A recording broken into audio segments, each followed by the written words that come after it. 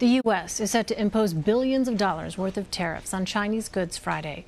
But as market watchers fear an all-out trade war, Isaac Stonefish writes in the Washington Post, companies should instead be worried about boycotts on U.S. products in China.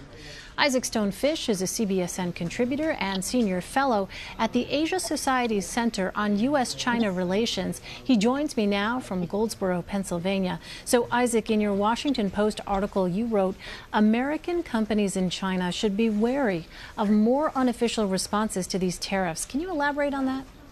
I think the biggest worry for American companies that have large operations in China is that Beijing will decide to, say, find that they committed tax evasion or tax fraud, or slow down permitting processes, or cause goods that they're importing to have unexplained troubles at the border, or even, most worryingly, gin up a boycott against the goods that they're selling in China. And the advantage of Beijing doing this is it allows for plausible deniability. It allows for Beijing to say, hey, listen, Starbucks, for example, the company I wrote about in my article, it's not that we, Beijing, are punishing Starbucks, it's that the people of China are frustrated by this, and this isn't us. Well, if it came to it, what would an all-out trade war look like between the U.S. and China? Well, it certainly seems like we're marching in that direction.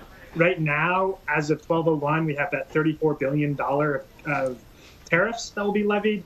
Beijing says it's going to respond. Trump has talked about putting tariffs on all of the goods that the U.S. imports from China, which is roughly $500 billion of goods. So we could see, I mean, it would certainly be an unprecedented economic move, and we could certainly see it hit exporters specifically who work on China. We could really see it change the nature of the U.S.-China relationship, which over the last 30, 40 years has really been, despite several problems and many problems, really been about economic cooperation. So we could see the U.S. move economically away from China and China economically move away from the U.S.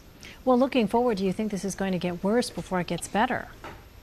It certainly seems like that. The Trump administration and the Xi Jinping administration in China have shown no signs of wanting to back down and have shown little willingness to really negotiate with good faith. So it seems like both sides are going to just keep pushing until the other side calls chicken. Well, it was interesting. We didn't see much of an impact in the markets during Thursday's session. Why do you think that is?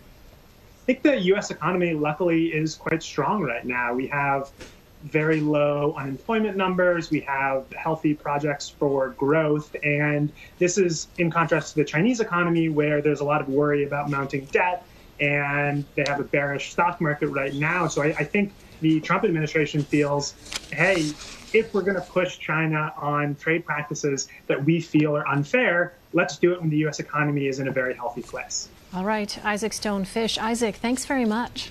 Thank you.